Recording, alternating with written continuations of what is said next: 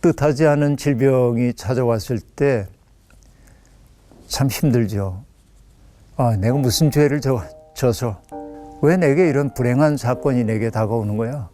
질병의 고통, 이거 함부로 얘기하기 매우 어렵지만 저도 몸이 그렇게 썩 건강한 편이 안 되니까 그때 비로소 건강하지 않은 사람이 세계를 어떻게 인식하는지, 어떻게 경험하고 사는지를 이해하게 되고, 그러니까 우리가 아프면 안 된다고 하는 강박관념이 있기 때문에 그렇지, 이게 나에게 찾아온 새로운 손님인데 이 상황이 나를 어떻게 이끌고 가는지에 대한 기대를 품을 수도 있거든요. 사람마다 물론 근기가 다르기 때문에 하는 얘기지만, 저 같은 경우에는 아픈 것은 고통스럽지만 하나님이 고쳐주시고 또 현대의학의 도움받아서 낫기를 원하지만, 기왕 아프다고 한다면 그 병과 함께 살아갈 용기가 우리에게 필요하다. 그 병과 함께 산다고 하는 것은 쉬운 일은 아니지만 함께 사는 지혜를 발휘할 필요는 있겠다.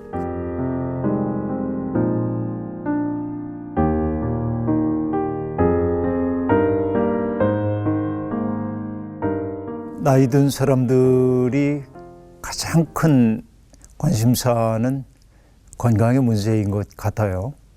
젊을 때는 아프다는 게 뭔지 잘 이해하기도 어렵고, 왜냐하면 자기는 아파본 적이 없기 때문에.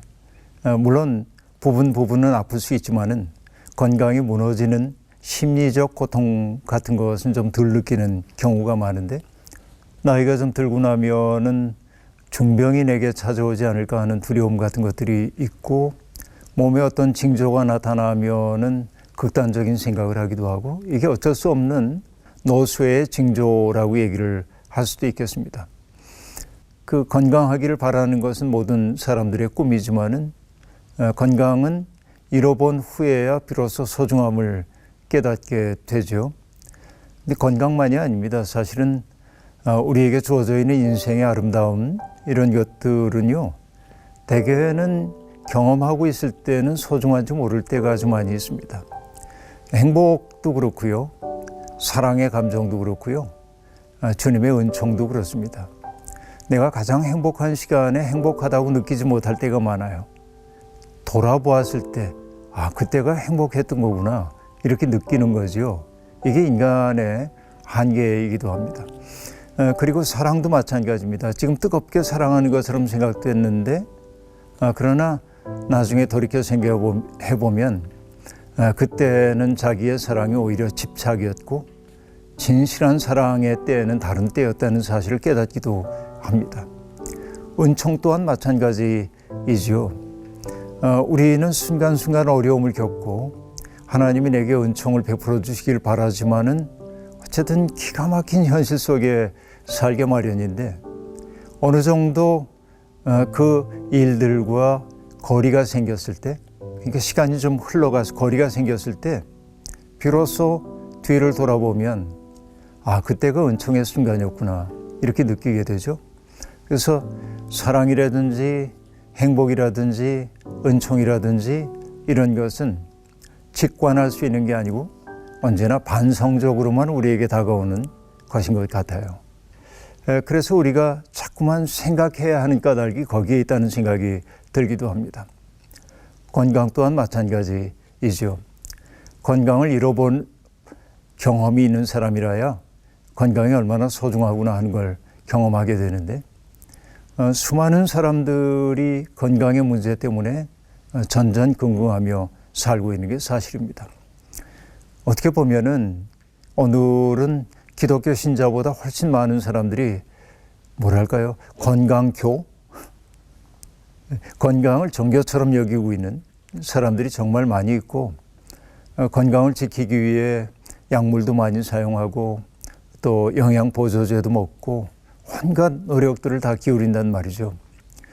이게 산업사회, 산업 이후 사회를 살고 있는 우리들에게 주어져 있는 아주 굉장히 중요한 도전 가운데 하나인 것 같습니다. 문제는 그 건강함이 육신의 건강함만이어서는 안 되고 정신의 건강함이 함께 갔으면 참 좋겠는데, 그러지 못한 경우가 많이 있습니다. 우리 유명한 얘기 하나 알고 있죠. 건전한 신체에 건전한 정신이 깃든다라고 하는 말. 로마의 유베날리스라고 하는 사람이 했던 말로 기억을 하고 있는데 그 말은 사실은 맥락이 조금 다른 이야기입니다. 몸이 건강해야 그 몸에 건강한 신체가 깃든다라는 명제가 아니라 몸이 건전한 것처럼 그 건전한 몸에 건전한 정신도 깃들면 참 좋으련만, 이 정도의 의미입니다. 그러니까 몸의 건강에만 마음을 쓰고 마음의 건강에 마음을 쓰지 못하는 현실을 어떻게 보면 안타까워하며 하는 말이 바로 그 말이란 이야기죠. 살다 보면 우리의 건강을 해치고 있는 것들이 정말 많이 있습니다. 잘못된 삶의 버릇 같은 것들도 건강을 해치죠. 잠자지 않고 어떤 일을 한다든지, 좋지 않은 음식을 먹는다든지, 생활 습성에서부터는 건강을 해치는 부분들도 아주 많이 있고, 건강에 막대한 영향을 끼치는 것 가운데 하나는 물과 공기와 같은 것들인데, 그러니까 내가 이 산업화된 세상 속에 살면서 흡입하고 있는 공기, 대기질, 이런 것들이 건강과 밀접한 관계가 있죠. 우리가 겨울이 되면은 미세먼지 같은 것들, 또 초미세먼지 같은 것들이 굉장히 심각한 상황 속에 있습니다만은, 우리가 유년 시절을 살았던 50년 전, 60년 전 이때만 생각하더라도 이렇게 대기가 흐려질 거라고 하는 건 거의 상상할 수 없었던 그런 일들인데, 어쨌든 인간의 경제 활동의 결과로 이런 일들이 초래되고 있는 현실 속에 우리들이 살고 있고, 또 우리가 늘 음식을 먹어야 살 수 있는 존재인데, 우리가 먹는 음식도 농약으로, 또 방부제로, 화학약품으로 오염되어 있는 경우가 대부분이고, 그러니까 우리들이 이런 건강하기 어려운 환경 속에 오늘 살고 있다는 얘기입니다. 뿐만 아니라 경쟁 사회에 살고 있다 보니까 우린 늘 긴장할 수밖에 없고, 그리고 굉장한 스트레스를 느끼면서 삽니다. 그 어린아이들도요, 누구 때문에 스트레스 받았다는 말들을 많이 하고 있단 말이에요. 난 누구 때문에 스트레스 받았어, 이런 이야기들이 아기들의 입에서조차 나오는 이 현실을 바라보면서 건강을 바라는 게 오히려 힘든 그런 시대구나 하는 생각이 들기도 합니다.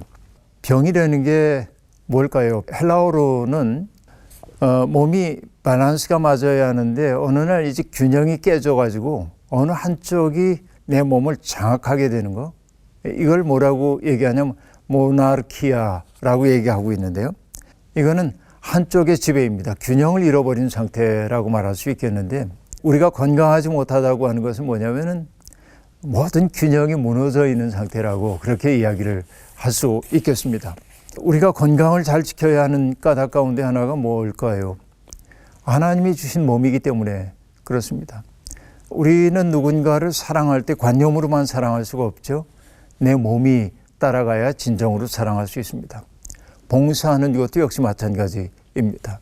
그러니까 우리의 몸이라고 하는 것은 하나님의 뜻을 수행하기 위한 매우 중요한 수단이라고 얘기할 수 있겠습니다. 정신만의 문제가 아니고 사실은 몸이 필요한 거죠. 예수 그리스도께서 말씀이 육신이 되어 우리 가운데 오셨다고 하는 그 말도 똑같은 것일 겁니다. 정신과 의지만 가지고는 안 되고, 그 정신과 의지를 삶으로 옮기는 데는 나의 육신이라고 하는, 그걸 도구라고 얘기한다면 도구가 필요하죠. 그러므로 내 몸을 건강하게 유지하는 것은 하나님의 뜻을 수행하기 위해 매우 중요한 요소라고 생각이 드는 거죠. 그런데 우리 시대의 건강을 해치게 만든 가장 중요한 요인이 뭘까요? 그것은요, 돈을 많이 벌어야 행복하다고 하는 신화 같은 것들이 있을 겁니다. 우리 사회를 어느 학자는 피로 사회라고 얘기를 하기도 했죠.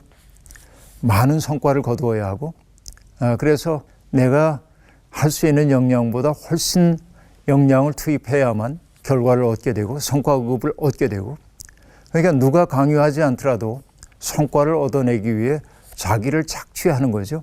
이게 다 건강할 수 없는 상황이라고 볼 수 있겠습니다.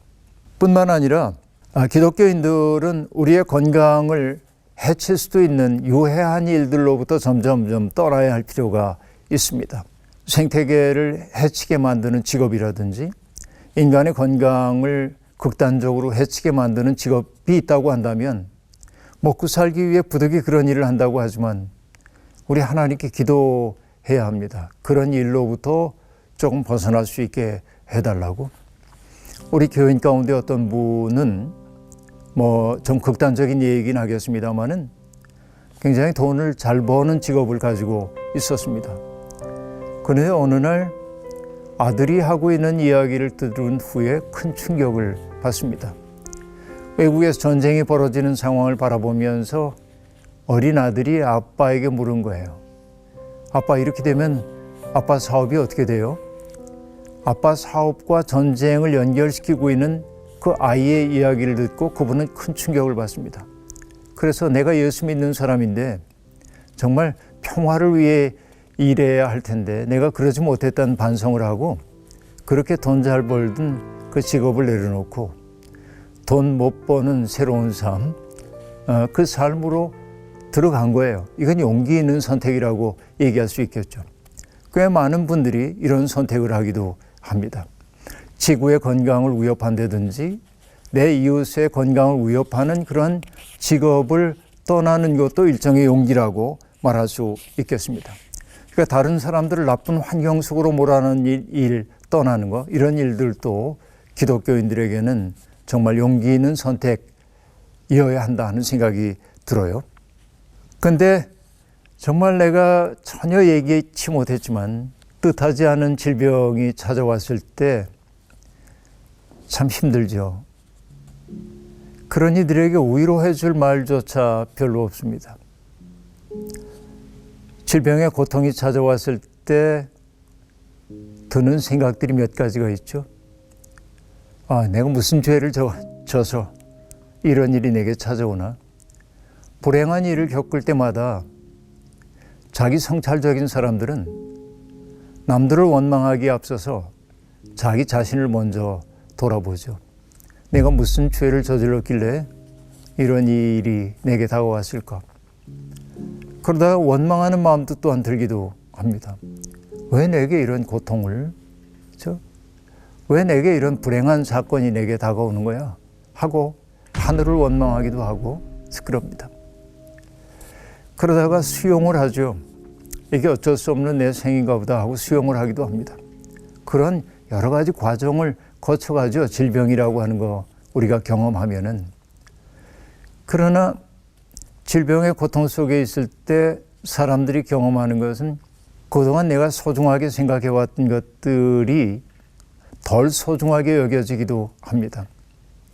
왜냐하면 내 몸이 극단적으로 어려움 속에 처하게 되면 그동안 내가 애착하고 있던 것들에 대한 애착에서 좀 벗어나기 시작합니다. 지금은 이 문제가 가장 소중한 거라고 볼 수 있는 거죠. 오래전에 봤던 기사가 하나 떠오르는데요. 대학에서 가르치고 있던 어떤 선생님이 중병에 걸렸습니다. 이제 6개월 정도 남으신 것 같습니다 하는 이야기를 듣습니다. 그도 제가 얘기했던 똑같은 과정을 거쳤어요. 내가 무슨 죄를 저질렀을까? 왜 내게 이런 일이? 그리고 나는 어떻게 살아야 되지? 아내는 어떻게 살 거고 내 자식은 어떻게 살 거지? 근심 걱정이 그를 놓아주지 않았습니다. 그러다 문득 내가 정말 하고 싶은 일을 좀 남은 세월 동안 해보고 싶다 하는 생각을 했고, 그래서 그가 하고 싶었던 일이 뭐냐면 암벽 등반 하고 싶었어요. 그래서 등산학교에 등록을 하고 그 암 환자가 등산을 배우기 시작했고 암벽 등반을 했습니다. 너무 행복했어요. 그 시간이. 그가 나중에 하는 얘기가 암벽에 매달려 있는 동안에는 근심 걱정이 없었대요. 오로지 그 순간에 집중하게 되는 거죠. 내 직업에 대한 걱정, 자식에 대한 걱정, 아내에 대한 걱정 없이 오로지 그 시간에 집중을 하게 됐다는 거죠. 그 때문일까요? 그분의 병이 나았습니다. 그래서 그런 얘기를 하게 됐던 것이죠. 질병이라는 게 우리의 삶의 우선순위를 재정립하도록 만듭니다. 이전에 가장 가치 있게 여겨졌던 돈이라든지 이런 것들은 우선순위에서 조금 밀리게 되고요. 삶의 우선순위가 어떤 것들이 더 중요한지를 바라보도록 만들기도 하지요. 질병과 또 인간이 경험하는 한계 상황이 인간에게 주는 선물이 있다고 한다면 내가 그동안 걷던 삶에 대해서 반성하도록 만드는 데 있다고 볼 수 있겠습니다. 문제는 이미 병에 걸려 있다고 한다면 누구를 원망해도 안 되고 그 병과 함께 살아갈 용기가 우리에게 필요하다. 그런데 그 병과 함께 산다고 하는 것은 쉬운 일은 아니지만 다른 선택이 없다고 한다면 함께 사는 지혜를 발휘할 필요는 있겠다 하는 생각입니다. 질병의 고통, 이거 함부로 얘기하기 매우 어렵지만 그러나 병과 함께 산다고 하는 것은 때때로 복이 될 수도 있습니다. 허망할 수도 있는 이 일에 나의 시간과 정열을 바치지 않도록 만들기도 하기 때문에 그렇습니다. 또 아픈 자리에 서 보일 때 보이는 것들이 제법 많이 있습니다. 내가 건강할 때 볼 수 없었던 세계가 보이는 거죠. 내가 높은 자리에 있을 때 보이지 않던 것들이 낮은 자리에 서면 보이는 것처럼 우리가 흔히 높이 나는 새가 멀리 본다고 얘기하지만은 낮게 나는 새가 자세히 본다는 패러디도 있는 것처럼 병든 자리에서 바라본 세상의 풍경이 제법 아름다울 수도 있습니다. 그 눈으로 바라보니까 세상에 아픈 사람들, 시련 속에 있는 사람들, 눈물 삼키고 있는 사람들, 그들이 보인다고 한다면 그 병은 우리에게 때때로 은총의 통로일 수도 있겠다 하는 생각이 든다는 말이죠. 사도 바울도 자기의 몸에 찌르는 것 같은 고통이 있었다고 얘기했습니다. 사탄의 하수인처럼 여기기도 했습니다. 그래서 하나님 앞에 이 질병을 고쳐달라고 기도했죠. 그러나 하나님은 바울 사도의 그 간곡한 청을 들어주지 않았습니다. 근데 바울은 그때 생각을 했어요. 하나님은 왜 내 병을 고쳐주지 않을까? 하나님이 무능한 것일까? 그러나 바울 사도 얼른 깨달았습니다. 아, 내 몸에 찌르는 가시와 같은 것이 하나님의 은총이구나 하는 생각이었어요. 왜냐하면 하나님의 은혜를 받은 것이 내게 너무 크므로 자칫하면 내가 교만함에 빠질 수 있는데 이 질병의 고통이라고 하는 것이 나의 마음을 멈추도록 만드는 브레이크 작동을 함으로써 내 마음이 교만에 빠지지 않도록 해주는 것이구나 생각했기에 바울 사도가 했던 위대한 고백이 있잖아요. 내가 자랑할 것이 있다면 나의 약한 것을 자랑하겠다라고 얘기를 합니다. 약한 것은 자랑할 것이 아니죠. 현대사회에서 나의 약함을 사람들에게 보이는 순간 사방에서 나를 물어뜯을 것처럼 생각하기 때문에 그렇습니다. 그러나 부득이 내게 찾아온 질병의 고통이 있다고 한다면 그것을 세상을 달리 바라보는 눈으로 삼을 믿음이 내게 있다고 한다면 그래서 고통받는 사람들의 아픔을 공감할 줄 아는 사람이 된다고 한다면 그 아픔은 환영할 만한 것은 아니지만 복된 아픔이라 고백해도 되지 않을까 그런 생각이 듭니다. 저도 그렇습니다.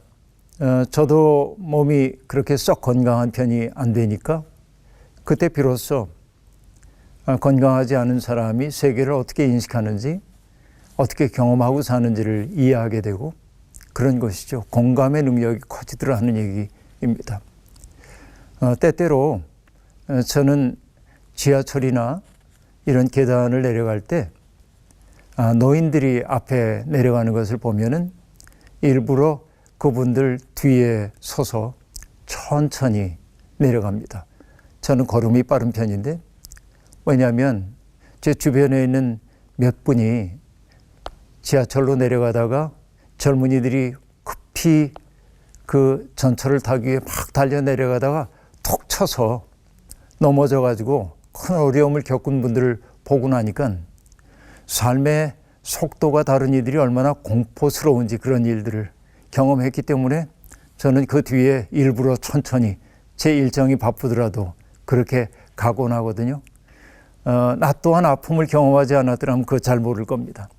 그러나 아픔을 경험하고 있는 사람들, 본인이 취약해져 본 경험이 있던 사람들이 우리 사회의 취약함 속에 있는 이들의 아픔을 돌봐준다고 한다면 조금 더 좋은 세상이 오지 않을까 생각하고, 아픈 것은 고통스럽지만 하나님이 고쳐주시고 또 현대의학의 도움받아서 낫기를 원하지만 기왕 아프다고 한다면 세상을 바라보는 새로운 눈을 얻는 기회로 삼으면 좋지 않을까 생각합니다.